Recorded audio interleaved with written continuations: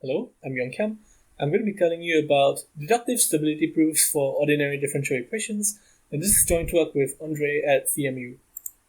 Here's a quick outline of the talk. I'm going to start by motivating this work in the larger picture of hybrid systems verification, and then I'll talk about the contributions of this work more specifically. Okay, so we're interested in studying the correctness of software that runs on these so-called cyber-physical systems. The common thing with these systems is there's often a piece of embedded code that's making some discrete control decisions that is affecting the continuous real-world physics of those systems. Okay, it's important to formally verify the correctness of these systems because they often operate in safety or mission-critical settings, and so it's paramount to ensure that the code is actually doing what we expect it to do.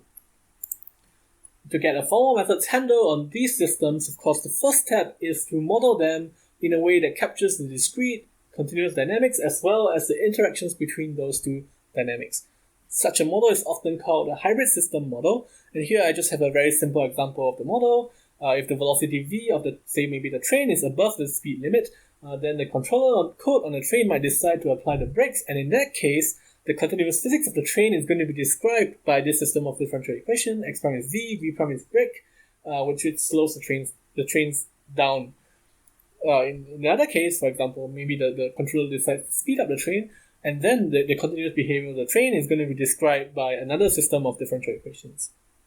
Given such a model, we can now specify correctness properties of these models, and then we can feed the model and its correctness specification into a hybrid system proof tool. There are various tools out there. The tool I've shown here is KeYmaera X, which we're going to use in this work. Okay, and in the literature, there's been quite extensive work on studying, for example, hybrid systems safety proofs, which show that a system, as model, always stays within a given set of safe states, or a hybrid system liveness proof, which shows that the system will eventually reach a given a set of states. Okay. In this work, we are going to look at a third and complementary kind of correctness properties of these systems, and this is so-called differential equation stability. And specifically, we're going to be focusing in on stability for the continuous dynamics that make up these hybrid systems. So I want to first answer why we're interested in stability for these models. Okay, and there are really two ways of answering these questions, and I think these answers are quite complementary. So the first is from a modeling perspective. I think whenever anyone writes down a system of differential equation describing their system, the implicit understanding is that the differential equations is at best an approximation of what really happens in the real world. So we might be neglecting, for example, some higher order effects or some noise that's too complicated or just unknown that we can't model in our system. Okay, so stability shows us in a mathematically precise sense that our model is robust to those kinds of real-world perturbations that we have ignored. To make this a bit more concrete, we can think about a pendulum. So theoretically speaking, if we model a pendulum just acting under the force of gravity, right, the pendulum should have two so-called equilibrium positions, so the upright inverted position or the downwards resting position, shown here. Okay, now theoretically speaking, when the pendulum is in this position, it should stay put at those positions, and we can actually prove this, for example, as a safety property of the system. However, in practice, from usual daily experience, what we do is once we release the pendulum from its inverted position, it will inevitably fall over, and in fact, it will land back down in the resting position.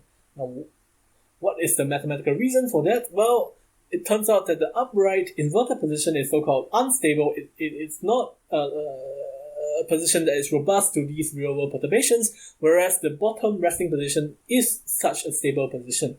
Okay, so this shows us why we want to prove stability, because it complements other correctness properties, and it gives us a measure of confidence that those correctness properties that we proved about our theoretical models actually transfer to the real system. Another answer is from the controls perspective. In this case, the answer is relatively straightforward, right? We want to prove stability because stability is the correctness criteria that we are designing our control systems against. Okay, so and shown below here, I just have three plots of different controllers for achieving cruise control, and really only the leftmost one is something that we will think of as the velocity time plot of a cruise controller for a car. So here, for example, the cruise controller is driving my car's velocity close by to my cruise control velocity, and it's getting closer and closer to the cruise controlling velocity. Okay, and the other two are not quite correct cruise controllers, and I'll explain more precisely what's wrong with these in when we get to a description of asymptotic stability. Okay. So this kind of answers why we want stability. And now, if you're familiar with controls, the next question to ask, of course, is which stability and notion am I talking about? Okay, I could have been talking about, say, Lyapunov stability, which is the classical notion of stability for equilibrium due to Lyapunov. Or I could be talking about asymptotic stability, or exponential stability, or global stability, or any other kinds of stability as I've shown here. Okay, there are many different kinds of stability notions out there in the literature, and the reason for that is because different applications might require different forms of stability. Okay, so the point of this slide is not to make you read all of this definition. The point is that in our work, we show that we can actually uniformly specify all of these different stability notions within the same logical framework, in our case, differential dynamic logic, or DL for short. Okay, and what does this buy us? It really buys us three important points.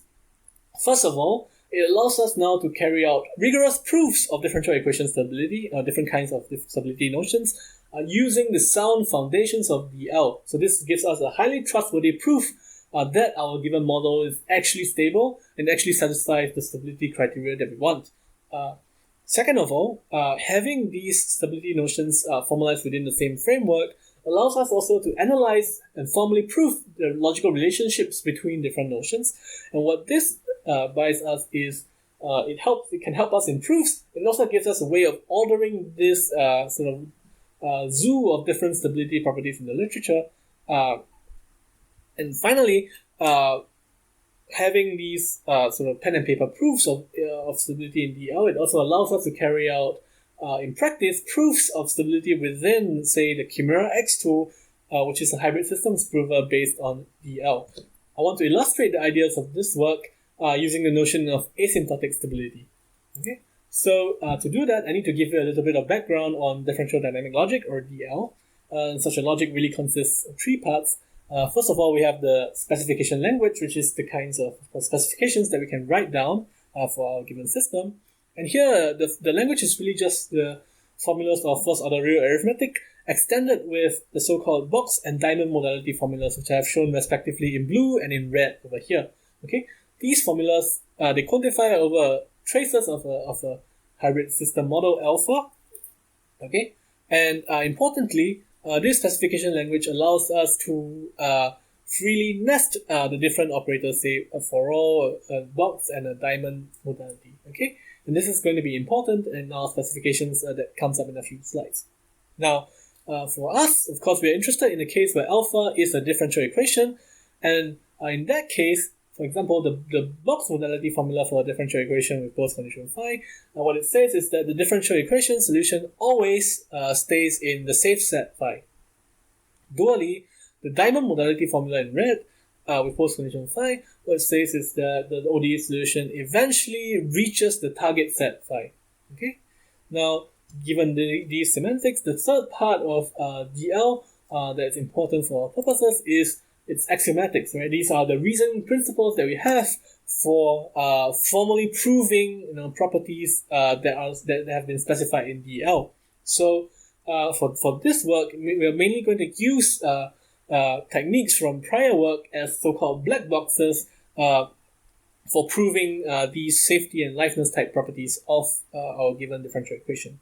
Okay, so that's a quick summary of the background. Now we can go back to our picture of the cruise controller and think about it a bit more formally. Okay, so I said the leftmost picture is actually a picture of a correct cruise controller, and really we can break down its correctness into two properties. Okay, the first part is called stability. Okay, which says that the system keeps close to its desired operating states when initially slightly perturbed from those states. So you can see here, initially the cruise controller is slightly perturbed from the cruising velocity, but it stays close to the cruising velocity.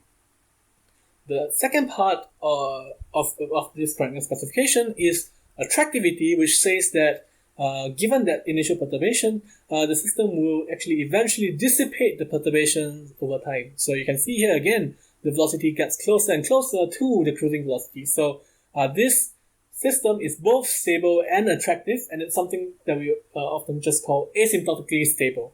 Okay. In contrast, the next these two plots, they show controllers that are lacking either stability or attractivity. So in the middle plot, right, this controller keeps my car around the cruising velocity, so it's stable, but it's not quite attractive. It doesn't drive me back to the cruising velocity. So sitting in this car is not going to be a very fun ride. We're going to be speeding up, slowing down, over and over again without quite ever reaching the cruising velocity. Now, in the rightmost controller over here, now this controller is attractive. Right? What it's doing is it actually drives me back to my cruising velocity over time. However, it is not stable. It doesn't do so by staying close to my cruising velocity. Instead, it is braking my car all the way down to a stop. Imagine doing that on a highway and then driving me back up to my cruising velocity. Okay, so this might be a valid control for some scenarios, but it's certainly not something that we would think of as a cruise controller. Okay, now let us look at how we can actually formally prove that once we have designed a cruise controller that it actually operates and satisfies this asymptotic stability correctness criteria. Okay, the key idea for doing that is we're going to formally specify asymptotic stability in DL, and then we can derive stability reasoning principles for asymptotic stability based on DL's safety and liveness reasoning for ODEs. Okay, I'm going to show that concretely for stability. Okay, so here's the mathematical definition of stability. We say that the origin of the differential equation is stable if for all epsilon there's a delta such that if you start in the delta ball, then the solution from the delta ball always stays in the epsilon ball. Now, as hinted at by the colors, actually this turns out to be something that we can specify in DL in a straightforward manner. These sort of quantifiers, they become corresponding quantifiers in the DL specification, and this property that the differential equation solution always satisfies a norm-bound, well, that just becomes a box modality formula as indicated in blue. Okay, and I have an illustration of what stability entails in these pictures. Okay, so given such a specification of stability, what we can now do is we can derive reasoning principles for stability. In this case, I'm showing you a reasoning principle based on so-called Lyapunov functions. So Lyapunov functions, again, they are named after Lyapunov. They are essentially the most general technique for proving stability for a given nonlinear system of differential equations. Okay, the idea behind these Lyapunov functions is to give us a measure of the total energy of the system, which we then show to be, for example, decaying over time. You can see here, although the velocity of the car is bouncing up and down, okay, what happens when we look at the Lyapunov function or the energy function is that the total energy of the system is actually decaying over time, and we can use that to show that the system is actually stable, in fact, asymptotically stable. Okay, now, more technically speaking, how we derive such a reasoning principle is, of course, through some deduction steps, which we show in the paper.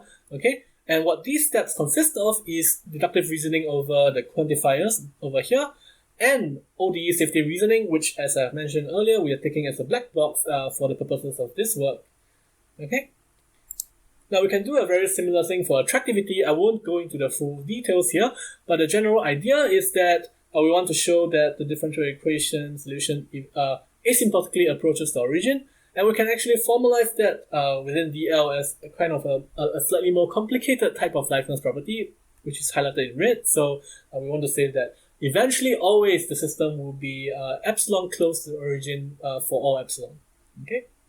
Now, of course, we can also do the same for asymptotic stability. So asymptotic stability is simply just the conjunction of stability and attractivity. And once we have such a specification, again, we can derive a reasoning principle for asymptotic stability by combining deductive reasoning for the quantifiers in these specifications, safety reasoning for stability, and slightly more complicated, but basically liveness reasoning for attractivity. Okay, so and this shows the key idea of our approach. I'm going to tell you about the other contributions of this work, but I'm going to do so quite briefly, so if you have any questions, please feel free to ask me after the talk or send us an email. Going back to the which stability question, what we show in the paper is actually that most of these notions can be formalized and effectively reasoned about within DL, as indicated by the check marks. You notice that these two notions are not checked off, but the reason is simply because we have left this out of scope for this paper. So for example, region stability talks about stability of a hybrid system. Okay.